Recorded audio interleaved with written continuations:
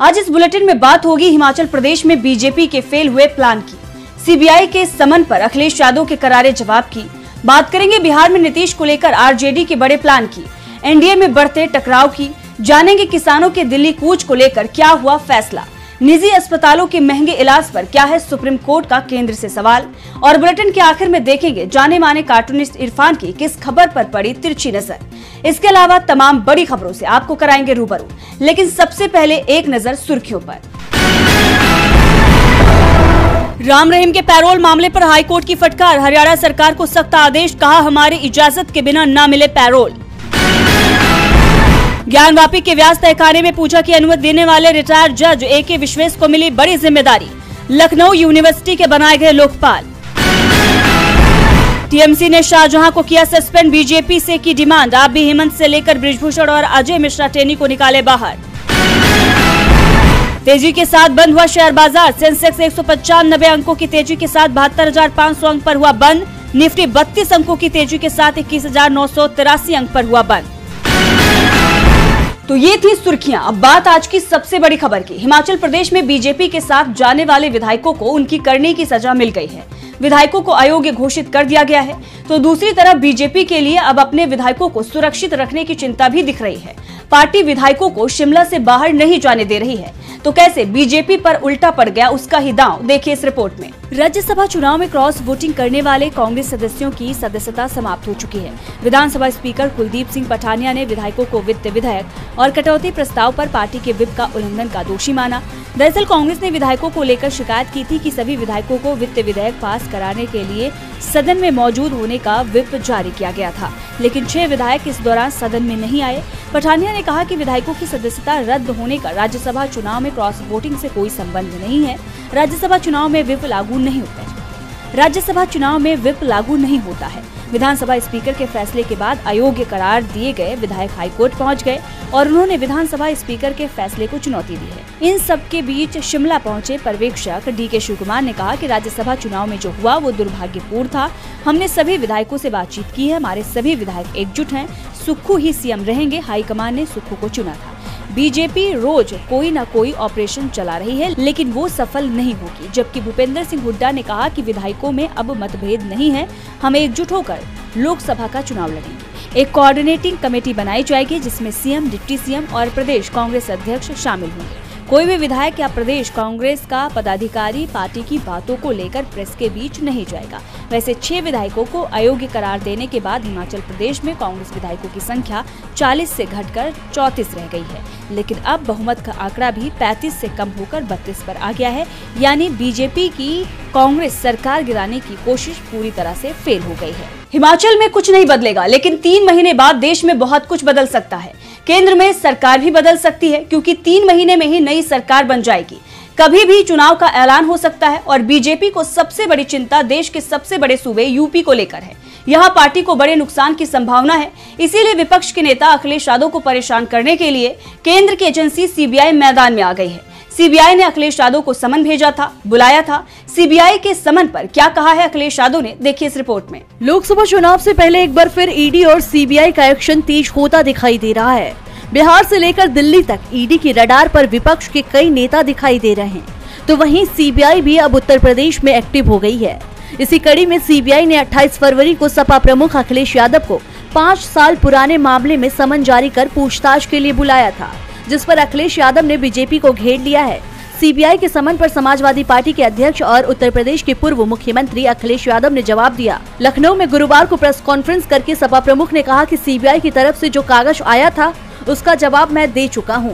अखिलेश ने कहा कि इंडिया गठबंधन मजबूत हुआ है, इसलिए समन आया है। उन्होंने दिल्ली जाने में असमर्थता जताई। उन्होंने कहा कि बीजेपी के सबसे ज्यादा निशाने पर विपक्ष है। साल 2019 में भी मुझे नोटिस भेजा गया, उस वक्त भी लोकसभा चुनाव था। मैं समझता हूं कि जब चुनाव आएगा तब नोटिस भी आएगा। बीजेपी घबराई क्यों है, इन्होंने तो इंफ्रास्ट्रक्चर पर बहुत काम किया है। तो वहीं CBI के समन पर सपा सांसद डिम्पल यादव ने भी बीजेपी पर निशाना साधा है। डिम्पल यादव ने कहा, अखिलेश पहले नेता प्रतिपक्ष नहीं है जिन्हें समन भेजा गया है। लगातार नेताओं, उद्योगपतियों, व्यापारियों, छोटे व्यापारियों पर दबाव बनाया जा रहा है।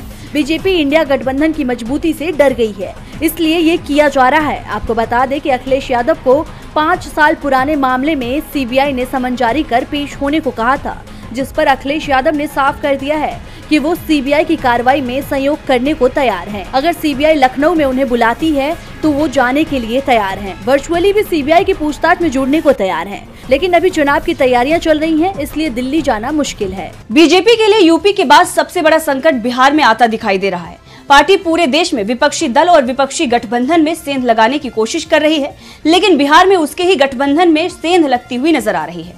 नीतीश कुमार एक बार फिर पलटी मार सकते हैं, इसके संकेत भी मिल रहे हैं। तो कैसे मुश्किल में दिख रही है बिहार की एनडीए सरकार, देखिए इस रिपोर्ट में। बिहार में एक बार फिर खेला होने की तैयारी शुरू हो गई है। बिहार की सियासत में अटकलों का बाजार तेज हो गया है कि नीतीश कुमार एक बार फिर सीएम पद की शपथ लेने की तैयारी में जुट गए हैं। दरअसल नीतीश कुमार ने 1 महीने पहले महागठबंधन से पलटी मारकर एनडीए में शामिल हुए थे और अब जो खबर आ रही है उससे ये चर्चाएं तेज हो गई हैं कि नीतीश कुमार एक बार फिर पलटी मार सकते हैं, जिससे राज्य में बीजेपी को तगड़ा झटका लग सकता है। दरअसल दावा किया जा रहा है कि नीतीश कुमार और बीजेपी के बीच राज्य में सब कुछ ठीक नहीं चल रहा है।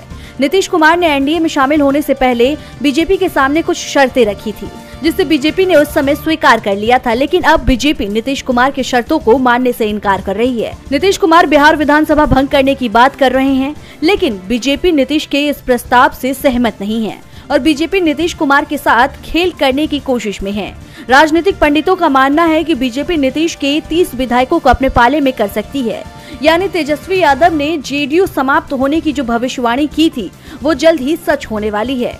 तो दूसरी तरफ सीट बंटवारे को लेकर भी पेच फंस गया है, जिससे ये माना जा रहा है कि नीतीश कुमार एक बार फिर पलटी मारने की तैयारी में हैं।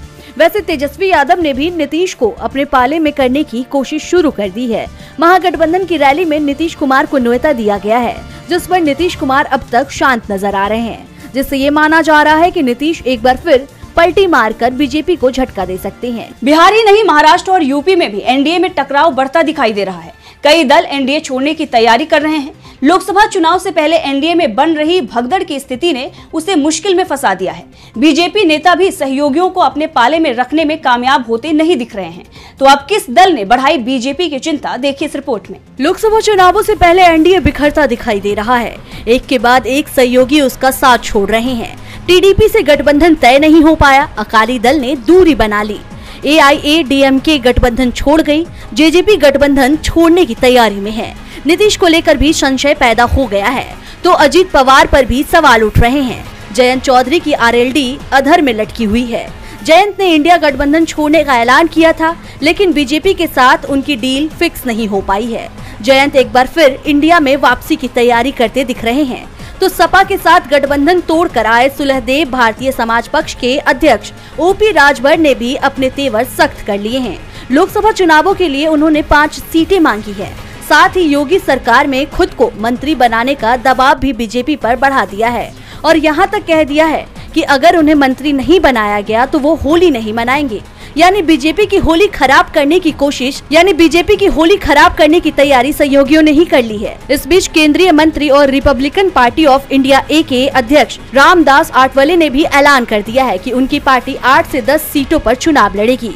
बीजेपी आठवले को महाराष्ट्र में सिर्फ 1 सीट देने को तैयार है, वो भी इस शर्त पर कि चुनाव आठवले को लड़ना होगा और वो भी बीजेपी के सिंबल पर, जिसे लेकर आठवले भी नाराज दिखाई दे रहे हैं। तो वहीं बात हरियाणा की करें तो यहाँ बीजेपी सरकार जेजेपी के समर्थन के सहारे चल रही है। सरकार में जेजेपी भी शामिल है, लेकिन अब जेजेपी बीजेपी से गठबंधन तोड़ने की तैयारी में है। साफ है, लोकसभा चुनाव से पहले एनडीए पूरी तरह से बिखरता दिखाई दे रहा है। सहयोगियों ने तो बीजेपी की चिंता बढ़ा ही रखी है, साथ ही किसानों के आंदोलन ने भी उसे परेशान कर दिया है।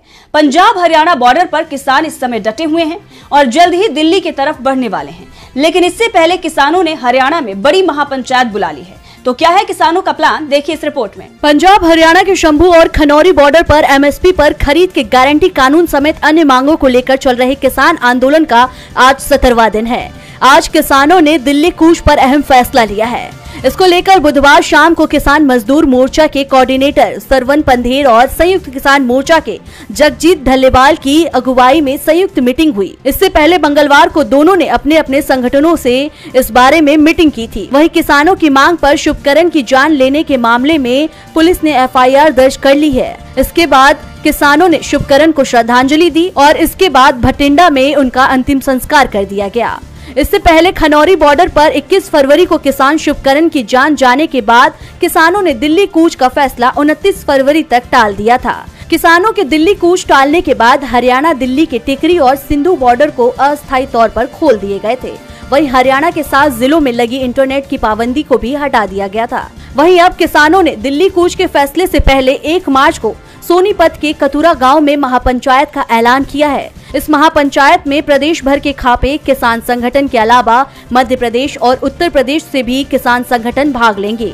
बैठक में बड़ा फैसला लिया जा सकता है। 29 फरवरी को जिंद की जाट धर्मशाला में भारतीय किसान संघर्ष समिति के राष्ट्रीय प्रवक्ता सुशील नरवाल, प्रदेश प्रवक्ता प्रियंका खरकराम जी, जनता सरकार मोर्चा के संस्थापक नरेंद्र बुरा, युवा प्रदेश अध्यक्ष संदीप चहल और जीता संगवान ने कहा कि महापंचायत में ज्यादा से ज्यादा लोगों और संगठनों को जोड़ने की खातिर जिंद समेत कई जिलों में खाप और किसान नेताओं ने समर्थन मांगा है। किसानों के आंदोलन के चलते मोदी सरकार को लोकसभा चुनाव में बड़ा नुकसान होना तय माना जा रहा है और इसी के चलते पार्टी अब मंदिर के मुद्दे को उछालने की जोर शोर से तैयारी कर रही है। अयोध्या, मथुरा, काशी, हर मुद्दा उछाला जा रहा है।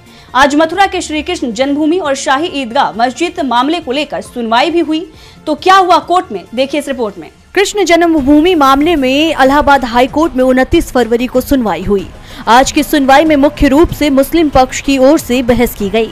मुस्लिम पक्ष की ओर से सीनियर अधिवक्ता तस्नीम अहमदी ने वीडियो कॉन्फ्रेंसिंग से बहस की। मुस्लिम पक्ष की ओर से दलील दी गई कि हिंदू पक्ष की ओर से दाखिल याचिकाएं सुनवाई योग्य नहीं हैं। साल 1968 में हुए समझौते को लेकर भी मुस्लिम पक्ष ने दलीलें पेश की है। कहा कि इसके तहत केशव देव कटरा की 13.7 एकड़ जमीन शाही ईदगाह मस्जिद को दी गई है। मुस्लिम पक्ष ने प्लेस ऑफ वर्शिप एक्ट 1991, बफर और limitation act, specific presence act का भी हवाला दिया। वहीं मुस्लिम पक्ष की बहस पूरी होने के बाद हिंदू पक्ष ने भी अपनी दलीलें रखी। मुस्लिम पक्ष की ओर से ऑर्डर 7 रूल्स 11 के तहत अर्जियों की चुनौती दी गई है। जस्टिस मयंक कुमार जैन के सिंगल बेंच में सुनवाई हुई। वहीं अब आपको बता दें कि इस मामले की अगली सुनवाई 13 मार्च को होनी है। कोर्ट क्या फैसला करता है, इस पर सभी की निगाहें टिकी हुई हैं। तो दूसरी तरफ सुप्रीम कोर्ट ने आज लोगों के इलाज को लेकर सख्त टिप्पणी की है। दरअसल निजी अस्पतालों के महंगे इलाज के चलते देश की बड़ी आबादी गरीबी रेखा के नीचे चली गई है, जिसे लेकर कोर्ट ने आज सरकार को जमकर सुनाया है। तो क्या कहा है कोर्ट ने, देखिए इस रिपोर्ट में। सुप्रीम कोर्ट का केंद्र सरकार को सख्त आदेश, प्राइवेट अस्पतालों के स्टैंडर्ड चार्ज फिक्स करे, अब मनमानी नहीं चलेगी। सुप्रीम कोर्ट ने प्राइवेट अस्पतालों में मनमाने तरीके से वसूले जा रहे रुपयों को लेकर केंद्र सरकार को सख्त आदेश जारी किए हैं। कोर्ट ने कहा है कि सभी प्राइवेट अस्पतालों के स्टैंडर्ड चार्ज फिक्स करे ताकि तय दर पर मरीजों को उपचार की सुविधा प्राप्त हो सके।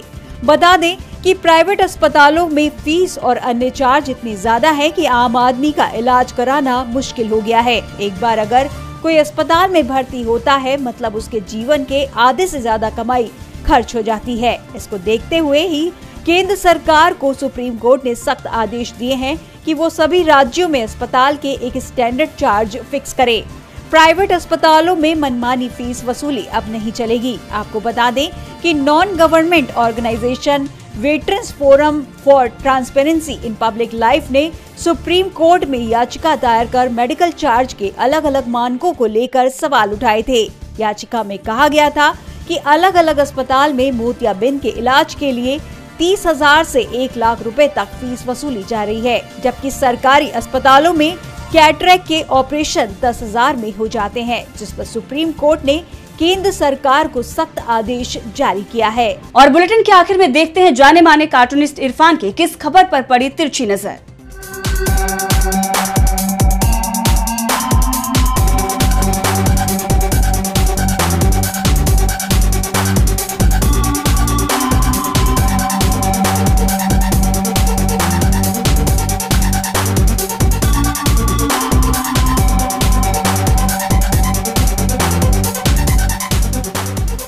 हमारी बिल्ली हमी से। जी हाँ, बीजेपी में कांग्रेस से आए कुछ पंजाब के नेताओं ने किसानों के समर्थन में आवाज़ उठाई है।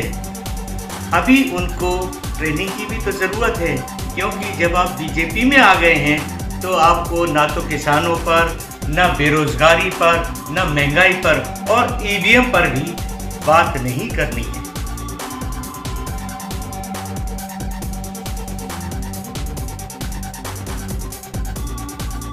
आज सोशल मीडिया से लेकर आपके चलते फिरते जीवन में भी पत्रकारिता के बुरे दौर की चर्चा होती है, क्योंकि जिन लोगों पर सूचना देने की जिम्मेदारी है वो आपके लिए नहीं बल्कि कॉरपोरेट और सरकारों को फायदा पहुंचाने में लग गए हैं। विज्ञापन मॉडल को खारिज कर आप इस बीमारी को दूर कर सकते हैं और अपने नारे को बुलंद कीजिए।